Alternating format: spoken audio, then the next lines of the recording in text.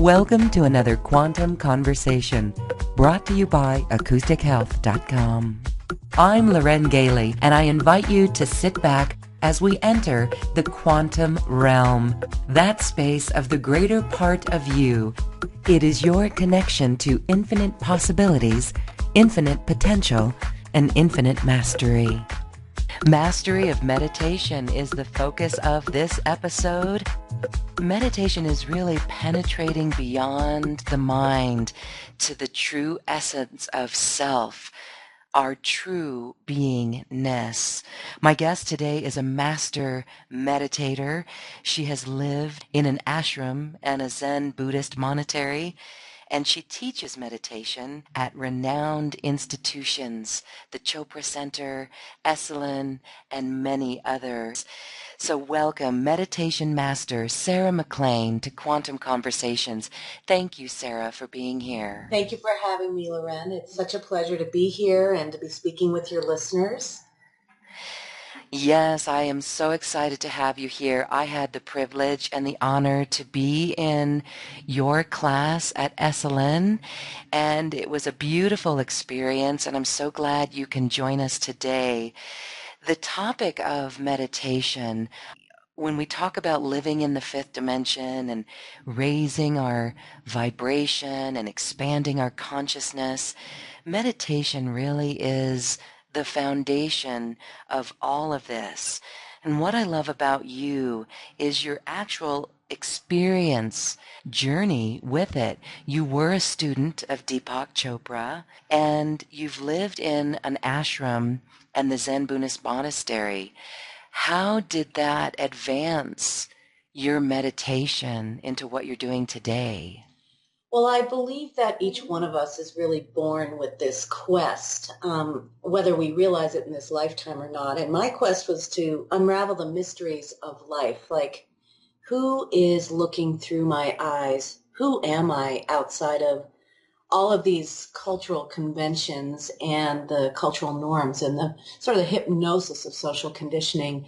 And, yes, I did work with Deepak Chopra, and he was certainly a teacher of mine, but I don't know if you knew this. I was living and working in a transcendental meditation community, and he was the medical director at the time there.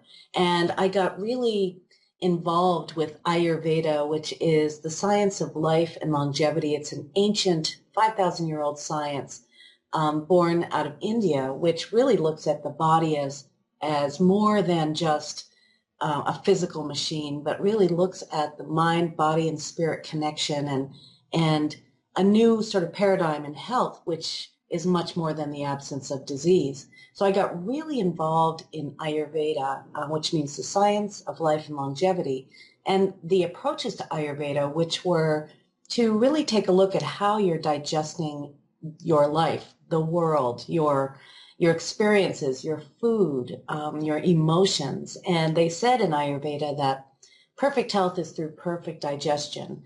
And they weren't just talking about food. And today you'd probably use the word mindful, how to be mindful in your life, to completely absorb and experience your life fully, taking the nourishment and eliminating toxicity. But as I was in this Ayurveda Health Center, it's run by the Transcendental Meditation Organization, I really was immersed in meditation as well. So in Ayurveda, they talk about bringing health back to us, each one of us, vibrant, ecstatic health by fully digesting what we eat, what we smell, what we see. And so there's aromatherapy, taste therapy, color therapy, sound therapy, massage therapy, herbs, aligning your rhythms with the rhythms of nature, dietary practices that you do, more like mindfulness eating, elimination therapy, acupressure, and meditation and yoga and pranayama.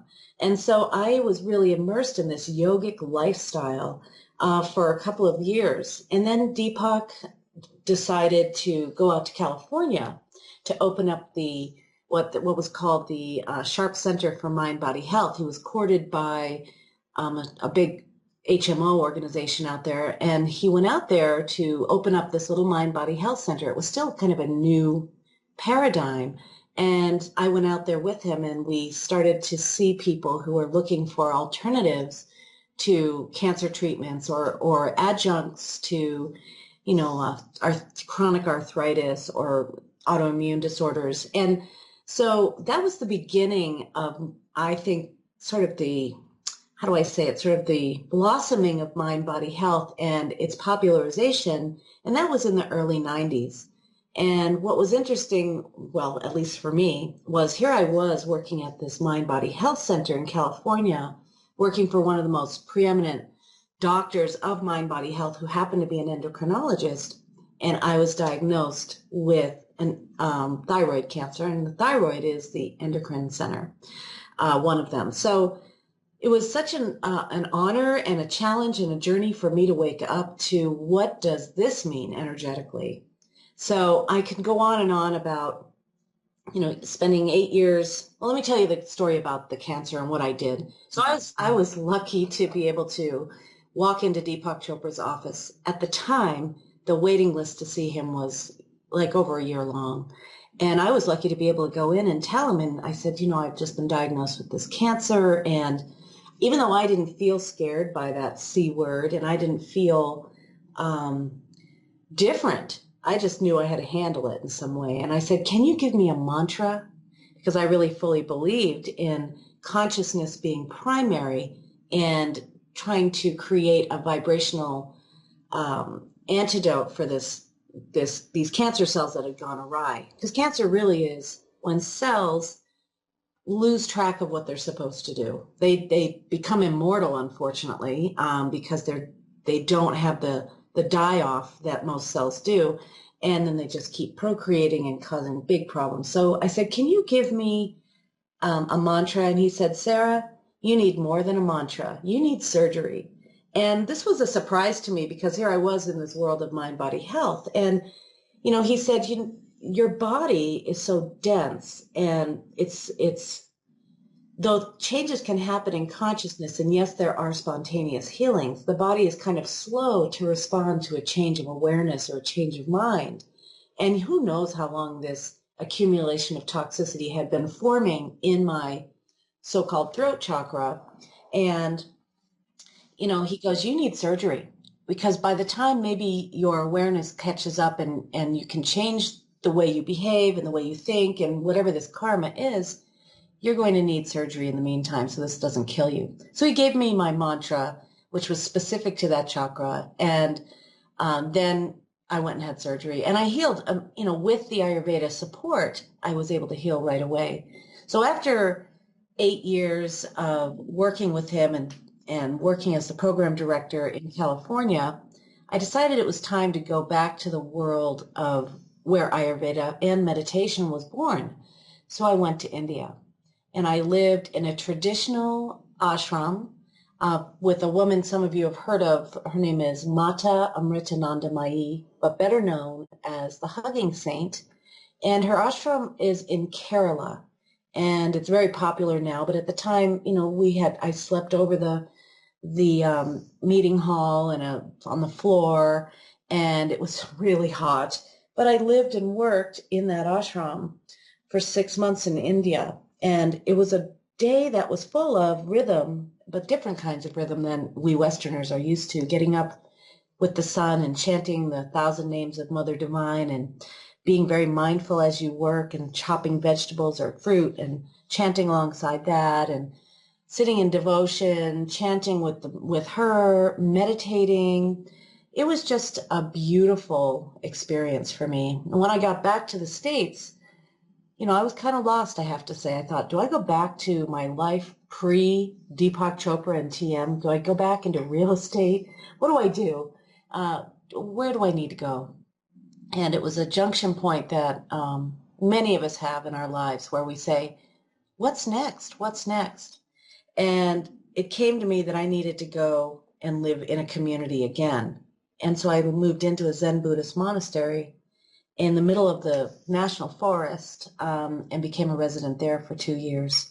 So I really exposed myself to all of these paths, I'd have to say the TM, the westernized meditation path, the Zen Buddhist tradition that's from out of Japan, and then the Hindu Vedanta path. And there's more to that story, but I'm going to stop and see how you feel, if that was what you wanted to know.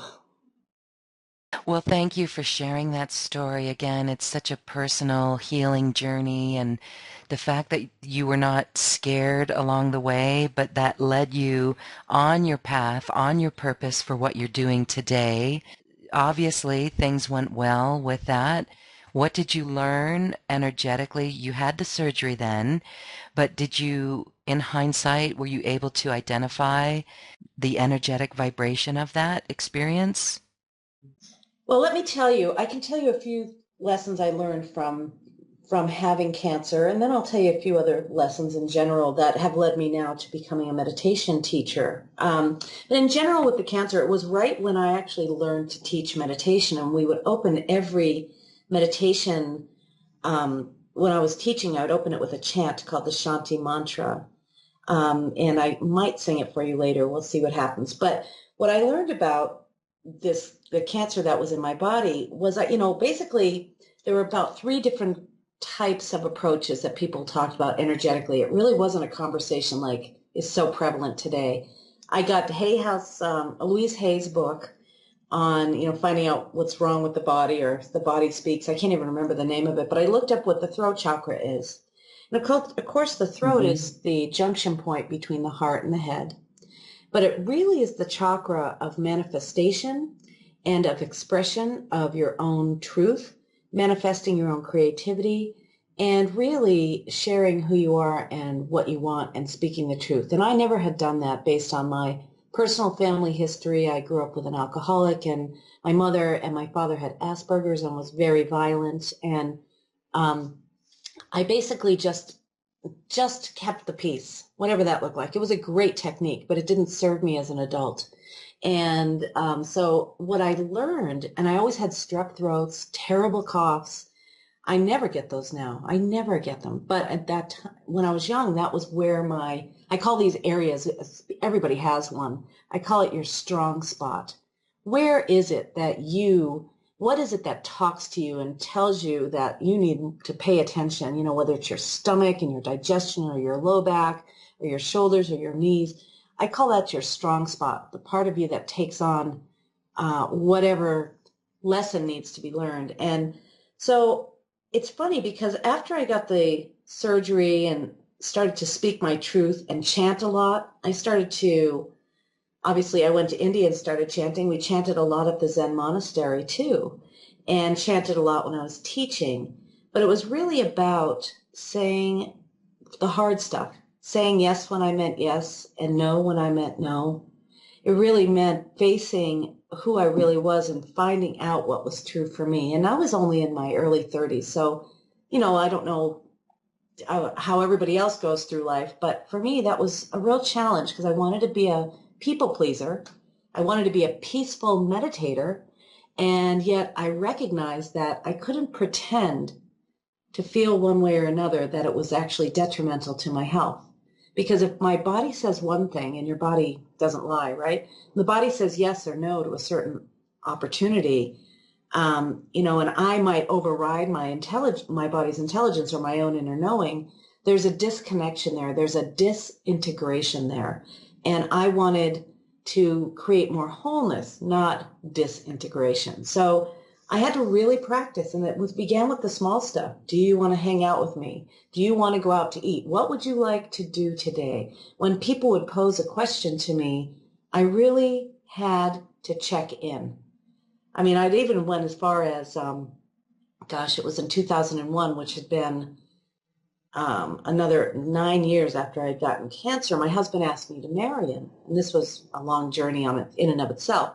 But he said, well, will you marry me? This was after a long puja, which is a devotional ceremony that typically a disciple does to a god or goddess or guru. And so after all these bows and chanting and waving of candles and incense, he asked if I would marry him.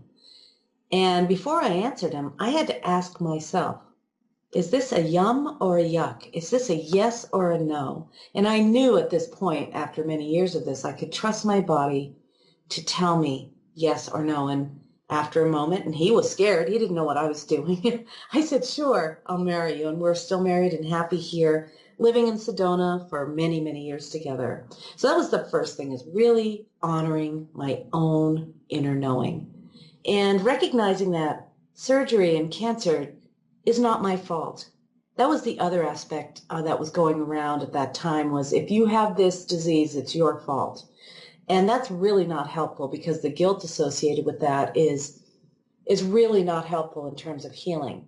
Now, it is my responsibility when faced with a particular diagnosis, but it's not necessarily my fault, though I can look back and find the ways in which I contributed to that blockage and that accumulation of stress in my throat. Whether it's my fault or not, I'm pretty sure it's not.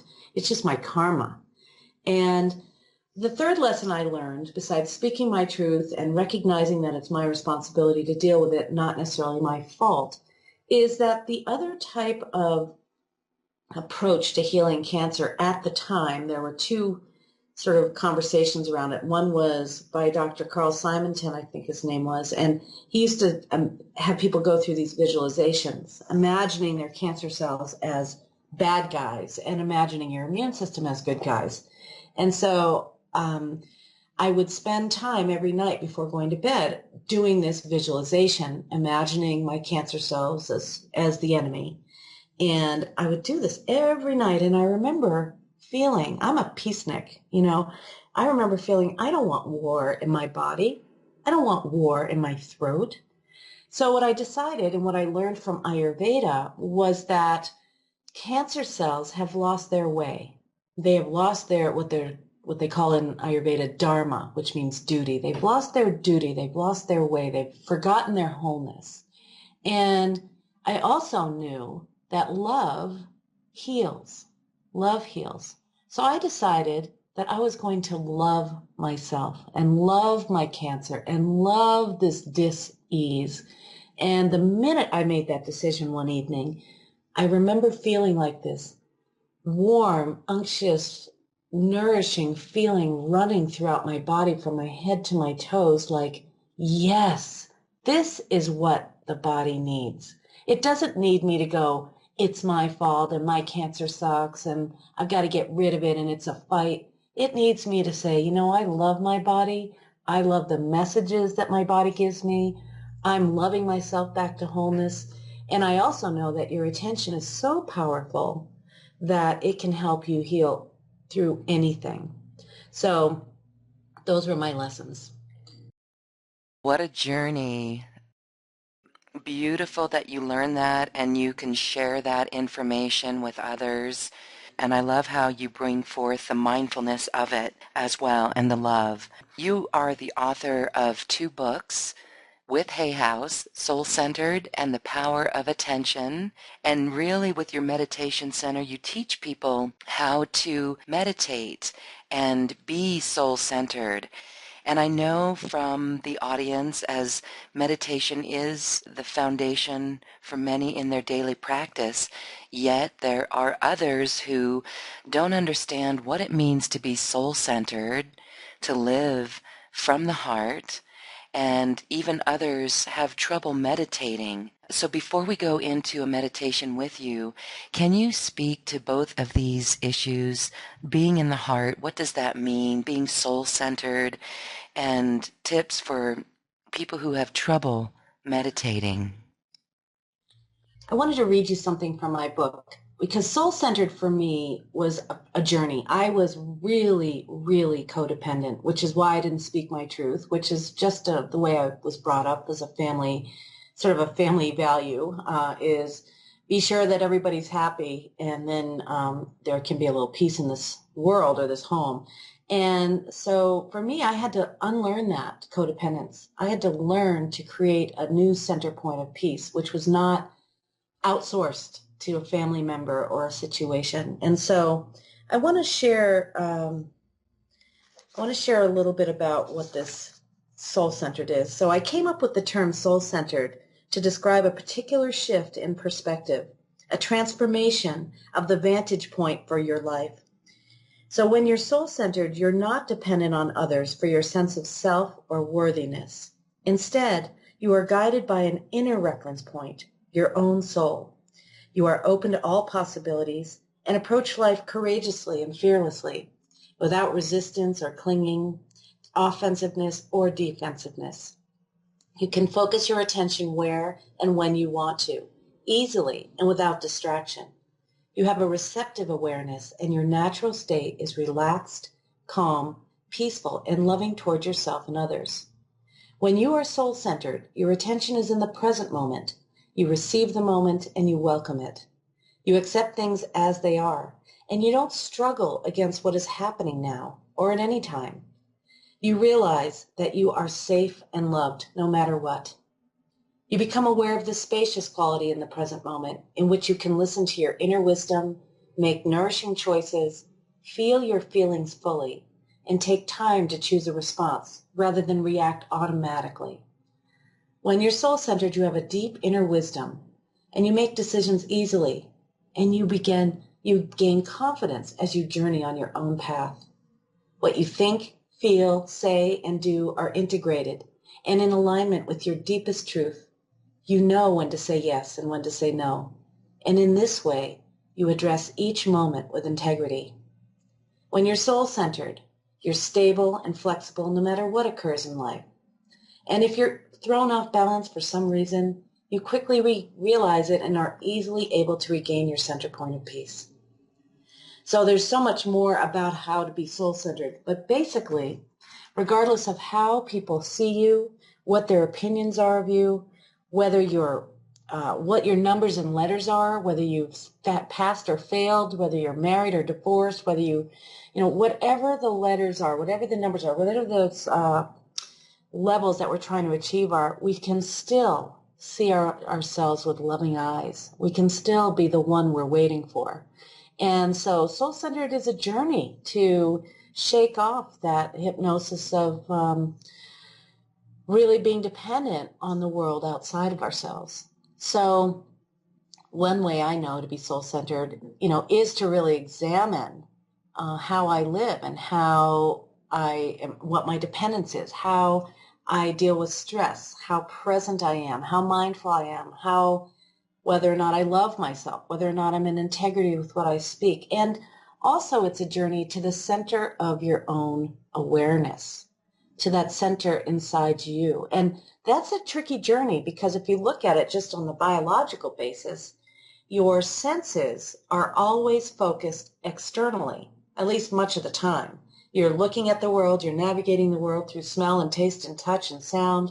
And basically, you're externally focused. And with meditation, this allows you to start moving into the interior, where some of the most important aspects of you are found, the most important aspects of you are found, and to really meet your own mind. And to undo the way you see the world, you have to know how you see it. To make any changes in habits, you have to know the habits. To make any change in perspective, you have to know what your perspective is already.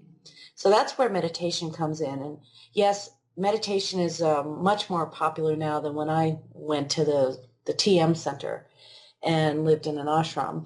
And I'm happy for that. But I think along with its popularity, there are, there's a lot of misconceptions that are riding right along with the popularity. Like I'm supposed to be able to meditate without any instruction. I'm supposed to stop thinking by automatically shutting my eyes and saying I'm meditating.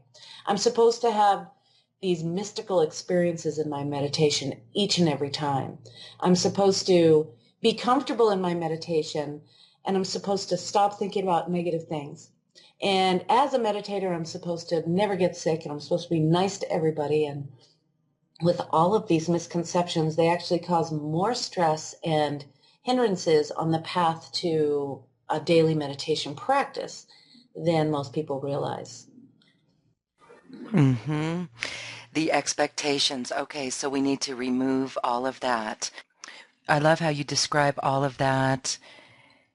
When we look around at our external world these days, it can seem quite hectic. So now more than ever, this turning inward, moving deep within ourselves, understanding our intuition, having integrity with everything that we do, that is a powerful way for us to live and move forward, especially as we're here creating the new, as we see a lot of stuff shifting.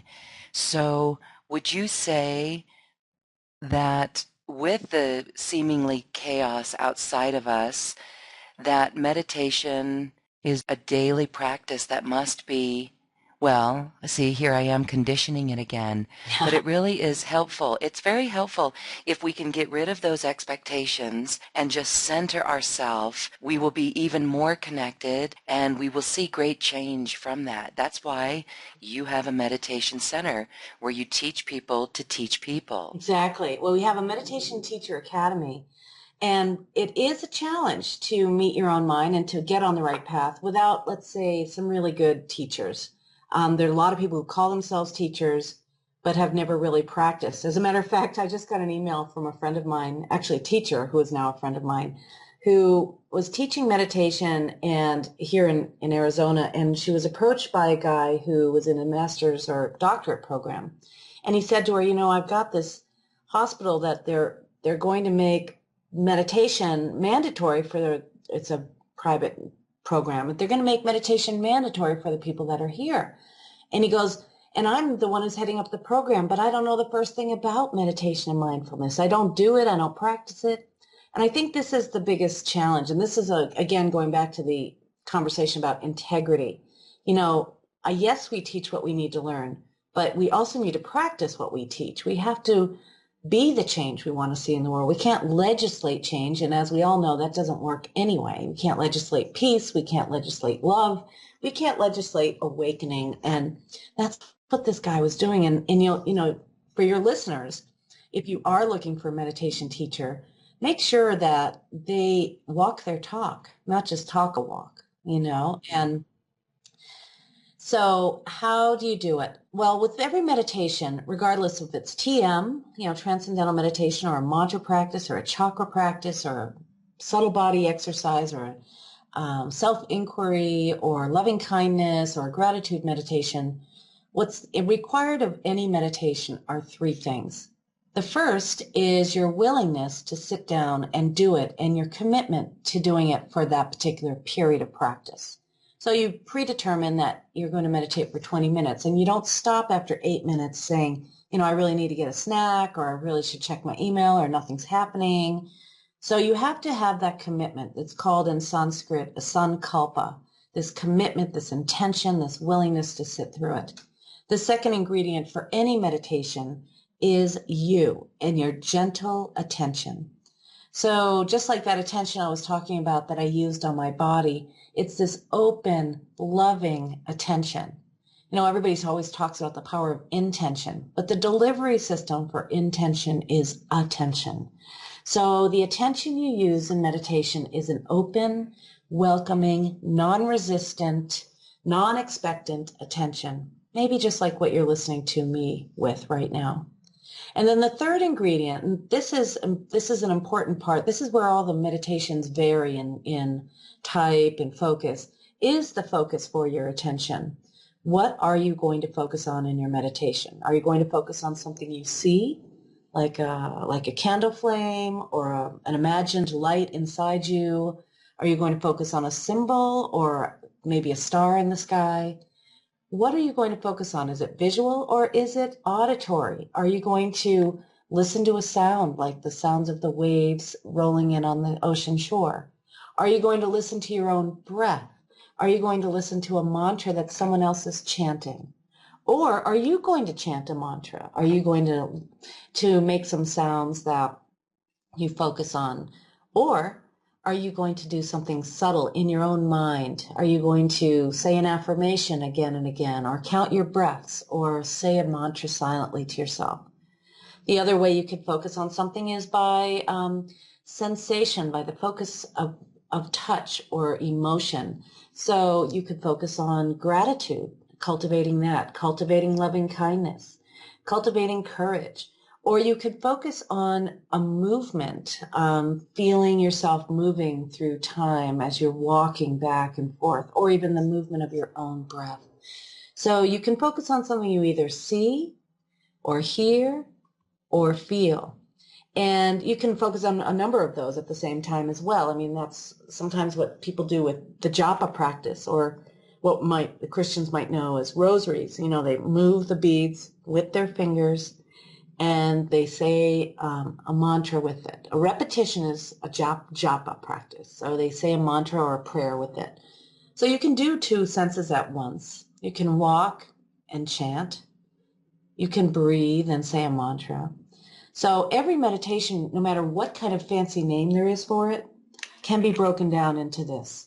And it's really important to know that, because I think the mystery of meditation makes it sort of out of reach for many people.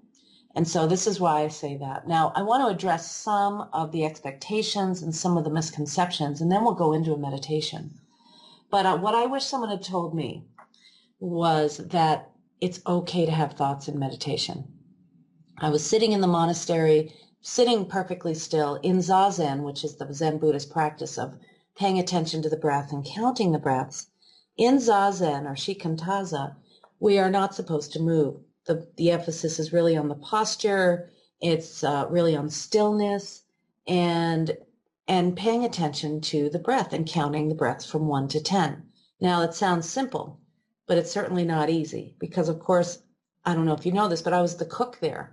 So I would think about recipes and shopping lists and what people like to eat and whether or not the last meal was good and how many leftovers I had and if the bread had risen. And I was supposed to sit there and count my breaths from 1 to 10. Now, the instruction is that if you don't get to 10, you stop because you have a thought, you start again at 1. And I rarely got to 10, but I quite often got to 20 because I'd be so spaced out that I was automatically counting and would wake up at, or become aware of number 20 or 25 or something. So thoughts are okay in meditation. It's the nature of your mind to think. And quite often thoughts in meditation are simply an indication that your mind is settling down, the body is settling down, you're releasing some sort of stress, whether it's mental, physical, or emotional. And as you release stress, there's movement, and it causes movement in the mind. So you can have a lot of colors in meditations, a lot of insights, a lot of thoughts, a lot of random, mundane thoughts specifically. And quite often, when people stop meditating, or after an end of a meditation session, they won't remember what they were thinking because it's so mundane and not very interesting. The aha moments that I experience more than often, and I asked this question last night at my meditation center while I was leading meditation, most people say they have an aha moment maybe once out of every 10 or 10% of their meditations. But the majority of the people have aha moments after meditating because their eyes are bright, their awareness is clear, their self-hypnosis has come to a sort of an end. And they wake up to, an aha moment. So the first essential that I always say is it's okay to have thoughts. Your job is to notice when you're off track and to come back to the practice. Start back at number 1. You can begin again, whatever your practice is. Number 2, this is really important for all meditators. Be kind to yourself. Do not beat yourself up there with your eyes closed. It's a really bad habit that many of us have to beat ourselves up, and it's not helpful. It doesn't help you become a better meditator. So remember to be kind to yourself. Meditation's a training. It's all about training your attention, and it's also about creating new neural pathways. And self-compassion is one of the ways in which your brain changes with meditation. You become much more naturally self-compassionate. But catch yourself when you're saying, oh, I'm not good at this, everybody else is better at this, I'm such a loser, I can't stop thinking. Knock that off. It's not helpful. Go back to your practice instead. The third essential that I always say is to begin every meditation with a beginner's mind. Even for those of you who have been meditating a really long time, see if you can meditate without expectation. See if you can meditate with this open, innocent awareness, letting what happens happen. Instead of you trying to control it. It's the ego that wants to get in there and make something happen that you can then be proud of. So forget about it and let the natural unfoldment of your evolution happen. You know, quite often they have these lotuses that are representative of chakras, as well as, you know, you'll see it in yoga centers and meditation centers. But a lotus is all about this it's never-ending unfoldment. And that's meditation. And you can't pull the petals of the lotus apart and expect it to be beautiful. It's like you can't open a rosebud and expect a beautiful rose. So let's let the unfoldment begin and continue naturally without trying to direct it in any way. And the fourth essential that is important is not to try too hard to have a certain experience. When you try, as Yoda would say from Star Wars, do or do not, there is no try. When you try, you're monitoring your experience, you're looking for a certain thing to happen, and you're actually inhibiting the natural settling down of the nervous system. So if you can, see if you can meditate without any expectation whatsoever. Have you ever heard of these essentials, Loren? Yes, they do come up because thoughts do come up. And so as you were explaining these essentials, what do you have to say then about inspiration that comes from, and you did speak to it, these aha moments? The aha moments come because we have opened ourselves to the stillness. It's almost as if we are connecting with the universal mind. Well, you are an expression of that. So there's nothing that keeps you separate from that except for the conditioned mind of yours and mine and the personal conditioning. So yes, I do love that self-inquiry practice. And you know, when I was sitting with Deepak Chopra probably about a year ago, he talked about attention and awareness, and he talked about expanded awareness, and he talked about contracted awareness. And I think what a lot of people get stuck on is they talk about higher and lower. For me, it's more like expanded or contracted. I have a contracted awareness when I'm jealous or stressed or, you know, I feel offended in some way and have my old systems happening. I feel expanded when it's me being completely present to this moment and getting rid of the stress that has accumulated in my nervous system. Back to Ayurveda again, you know, stress accumulates and it masks and shrouds your awareness of your own wonder and beauty. And then also keeps you from seeing clearly, like you're wearing dirty eyeglasses, you know. So meditation helps to clean those glasses off, to unveil your beauty from your own perspective. And so that is a beautiful time to ask a question. And as one of my great teachers, Byron Katie, once said, and I ended up working for her after I came out of the monastery, being her director of her programs, she used to say, you know, ask the question, the answer will always meet it. And how does the answer meet the question? It meets it when you're paying attention, when you're really clear, when you're present and receptive.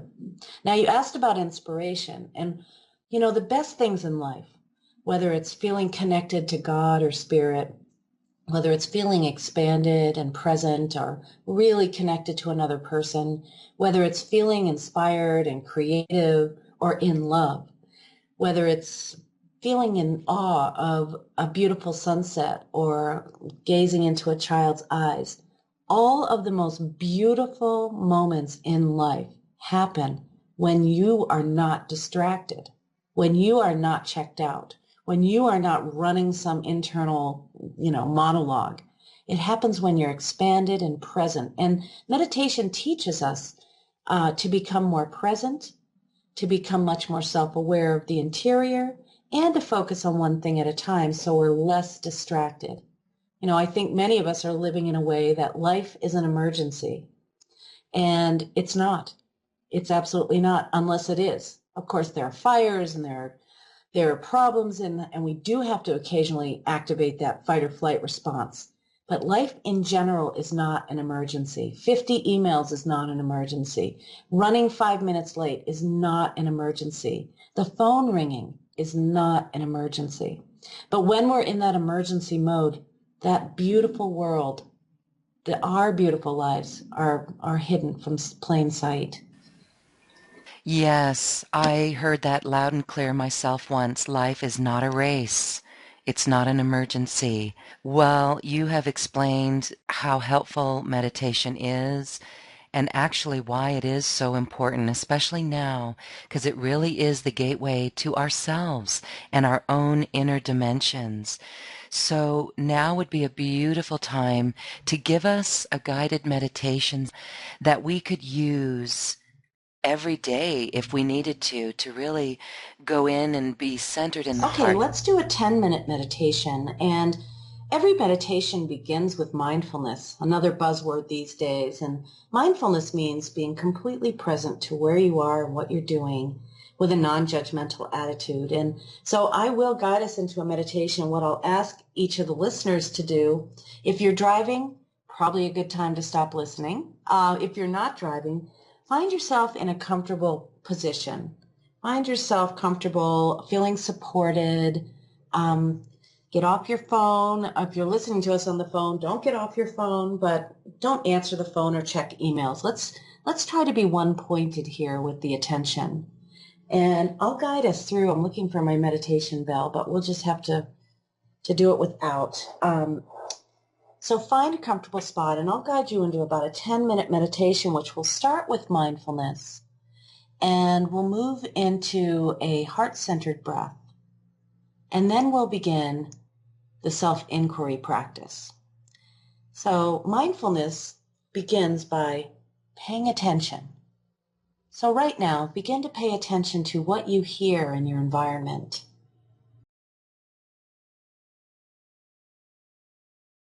Welcome everything you hear. Whether the sounds are pleasant or unpleasant, whether they're far or near. Notice how sounds arise from the silence and return to the silence, just like my voice.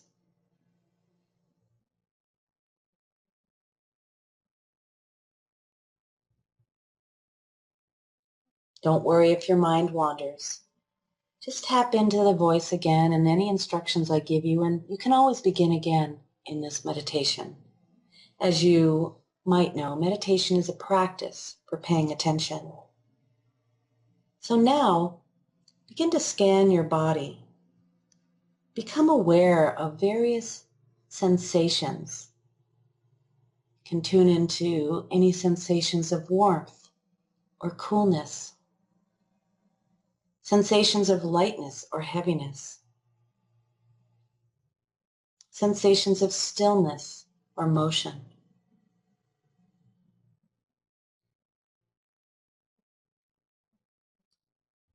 I'll guide you into a body awareness practice and see if you can follow along with an attitude of appreciation.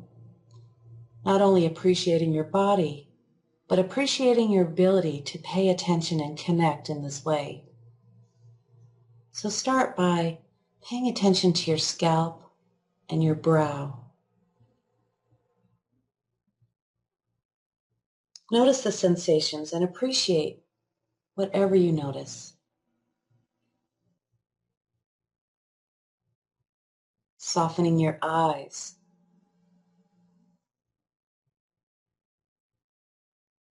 your cheeks,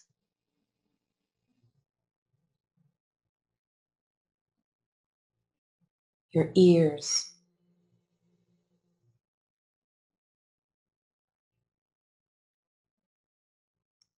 your nose,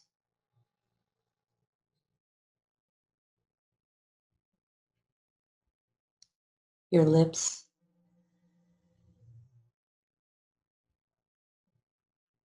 your teeth, and your tongue,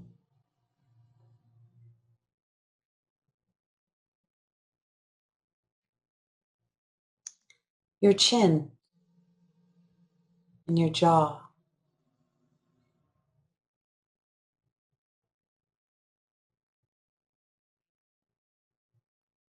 See yourself with loving eyes.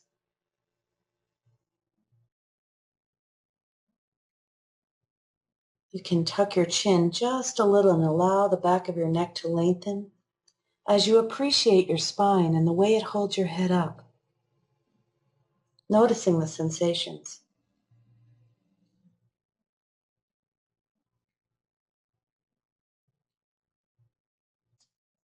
Loving your throat and whatever sensations are present.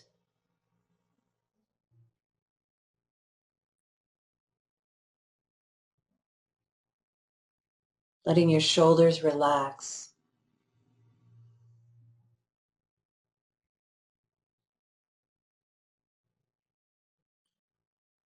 And as you consider that your gentle attention is love, love your left arm from your shoulder and your armpit all the way down to your elbow, your forearm, your wrist, top of your hand, your fingers, and your palm. Notice where your arm meets your lap, a junction point where you're resting and being supported by your own body.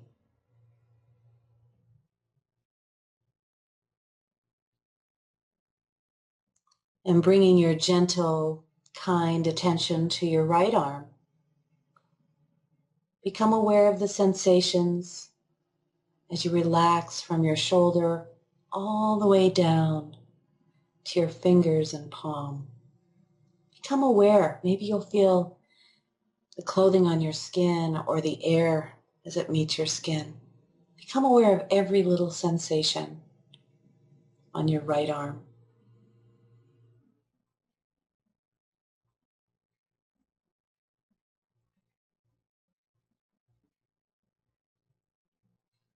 Welcoming everything, resisting nothing.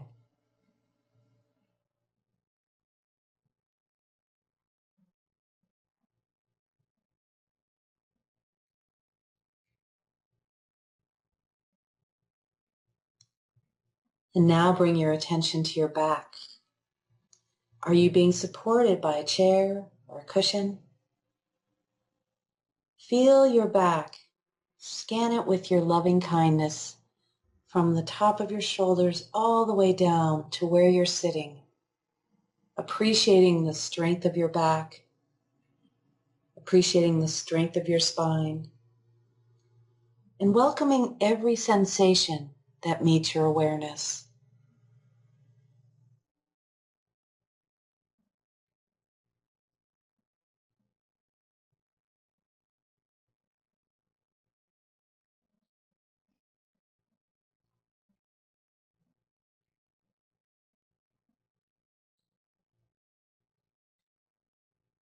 Now bringing your attention to your front body. Notice your rib cage, how it moves with your breath.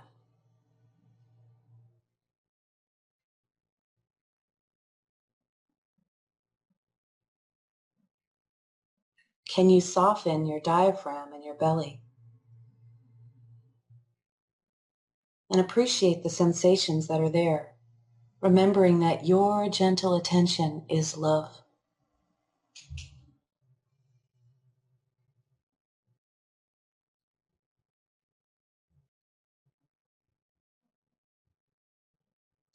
Bringing your attention to your pelvis and appreciating your sex organs and your hips and feeling that pressure as you find the support that you need right here, right now.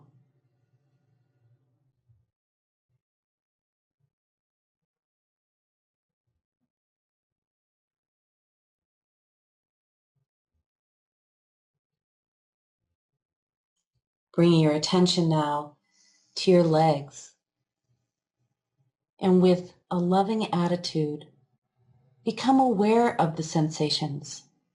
Maybe your thighs are meeting the chair. Maybe you can feel the air on your skin on your feet if you're barefoot, or the way your feet meet the floor, or your shoes. Feel your legs and love them, imagining your attention is like a beam of a flashlight of love.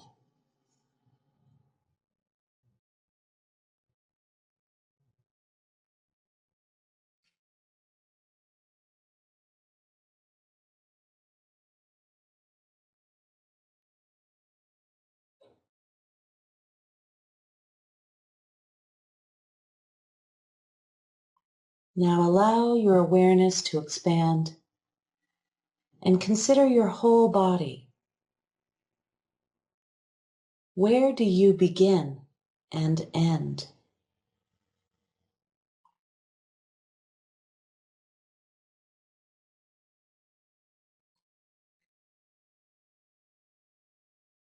Notice the stillness that is present right here.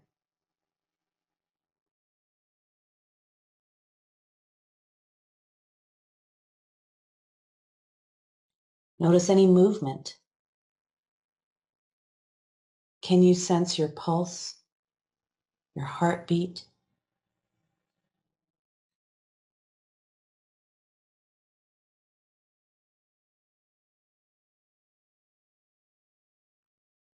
Tune in now to the movement of your breath.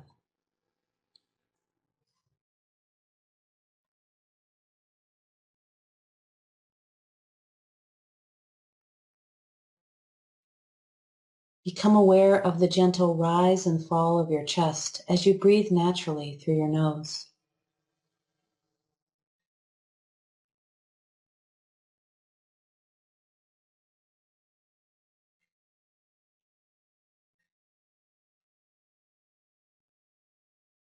You can imagine, if you like, that the breath is moving in and out of the doorway of your heart, right out in front of you.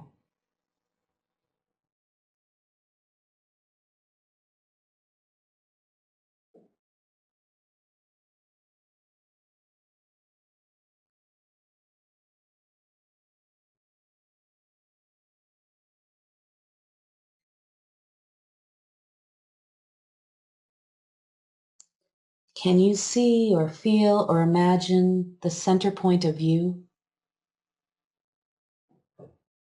the light of your own awareness or your heart center?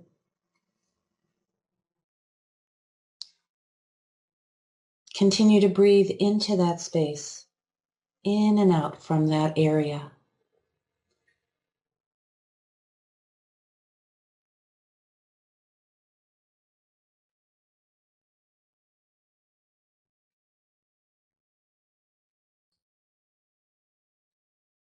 And I'll guide you now into a short self-inquiry practice. We'll ask 3 questions.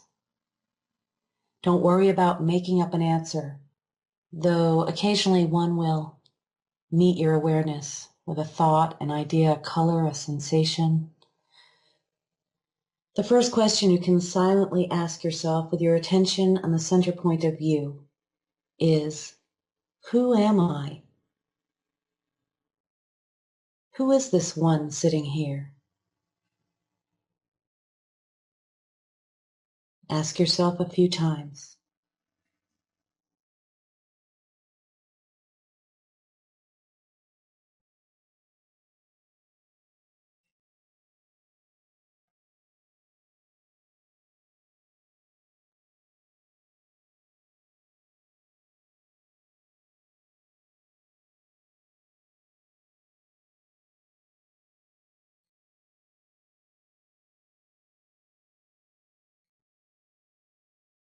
And you can let that question go. Don't worry if any answers met it.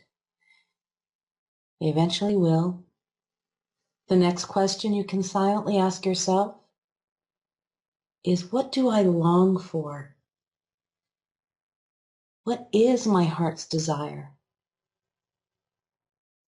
Ask yourself a few times.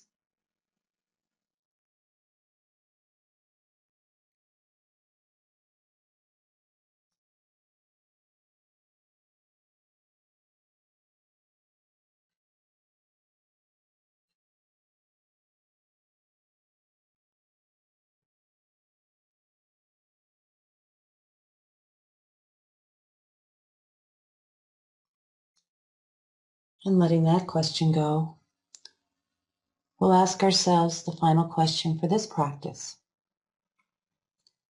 How can I best love myself? How can I best love myself?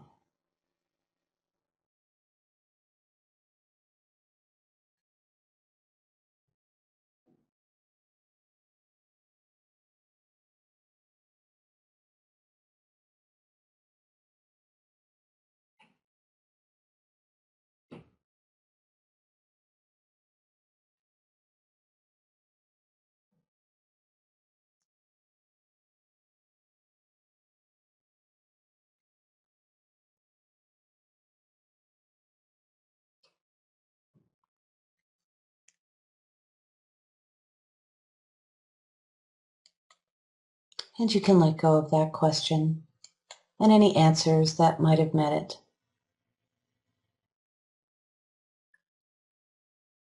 Return now to the movement of your breath.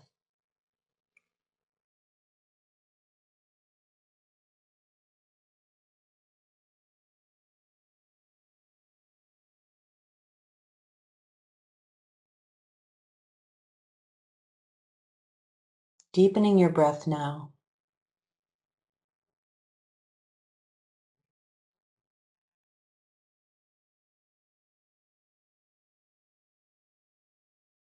Becoming aware of the sounds outside of you once again. As you deepen your breath and stretch into the space around you, but keeping your eyes closed for another moment. It's always important to come out of meditation slowly, no matter how deep you went or didn't go. Moving from the state of meditation to being awake is very important, as this is how we create that integrity and that change of awareness. So when you're ready to open your eyes, you can softly gaze to the floor.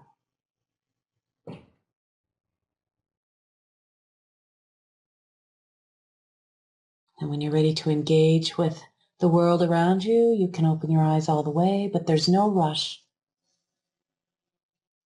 Stay in your integrity.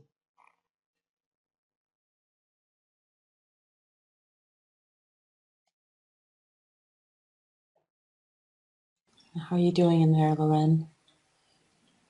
Thank you, Sarah. It is so gentle and comforting and peaceful. I know this is the part where many wish we could just linger. And this is truly how we tap into that inner knowingness. This truly is the greatest gift that we could give to ourselves each day, this very precious time. I still feel like closing my eyes here because to me it seems so important that if we could bridge this inner connectedness into the external world, if we can keep it centered in that way, that's very powerful, and that is the task at hand. Absolutely. Absolutely. What happens is, I think that's one of the big mistakes people make, is coming out more slowly. But the real trick with meditation is to stay in that space of having the interior focus meet the exterior focus. So you're not blowing yourself off or overriding it on a regular basis. Mm-hmm. That overriding is what many of us do all the time to our own intuition and this attention. Thank you for leading us into such a beautiful, centered space. I hope our listeners are really enjoying this. I know they are. Oftentimes we are taken into guided meditations that take us across the universe, but this was something that is for us personally and individually, again, tapping us into our passion and our hearts so that we can express that within us authentically in our world. Well, this is a beautiful experience, and I want to mention quickly as we wrap up our phone call, you have teachings guided meditations, and a way for people to deepen their practice. And this is in your special offer. We invite our listeners to check this out and look at that and read along. But can you share on this and how we can really use this to our best abilities? Well, the programs that I'm offering, I have to recall what they are, but there are private calls with me. So that's the first one. But I know I've offered this Living a Soul-Centered Life, which is a program I recorded that goes through the 8-week program that I personally have used and was my personal journey that I condensed into an 8-week meditation series. So we go through everything we talk about in the book Soul Centered and lots of meditation. So from understanding how to love yourself or connect to your soul or communicate honestly or the power of your own attention. And it also introduces you to some of the real basics of Ayurveda, which at the very end, which I find to be so essential to maintaining this shift in consciousness, to this expansion. So, Item 1, Living That Soul-Centered Life course, 8 weeks, interviews with the luminaries of Sedona. Oh, that's number 2. That's a great one. And then guided meditations, item 3, and then meditation mentoring, 3 live coaching calls. That's right. Fall. That's a beautiful package. Yeah. The truth is I like to teach meditation. I can give it away, and I just want to connect with people and help them navigate some of the challenges that I know exist, that I actually went through, that I wish someone had helped me with. So, I find that personal touch of being on the calls with people is essential. Now, not everybody takes advantage of it because, meditation is not for sissies. Okay, well, that is a beautiful program, and those are recorded beautifully, your CDs as well. Oh, yeah, it's very popular. So thank you for that, Sarah. A beautiful experience today, and again, anytime anyone has a chance to be in Sedona or to catch up with Sarah at any of her workshops across the nation, it is an experience that will leave you feeling so elated and centered within yourself. Very powerful with Sarah McLean. We thank you so much, Sarah, for your journey, for standing in your truth, for listening to the call of your heart, and assisting so many in this most crucial practice of mindfulness and this connection of mind, body, and spirit. Well, through meditation and studying meditation, helping people with their meditations, I've really come to recognize the importance of paying attention. Obviously, it's one of the ingredients for meditation, but it is the most important ingredient for living a mindful life. And, we might take our attention very, very, we don't maybe honor it enough. We might just take it for granted. And with all the distractions out there, really make it a point to start paying attention to what you're giving your attention to.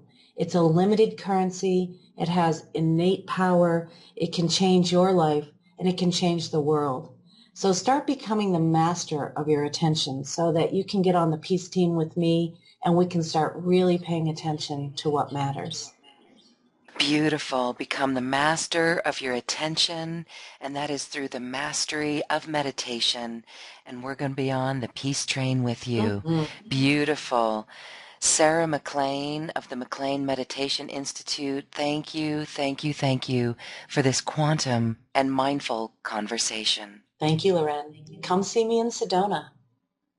I will. I look forward to that. Beautiful. Thank you.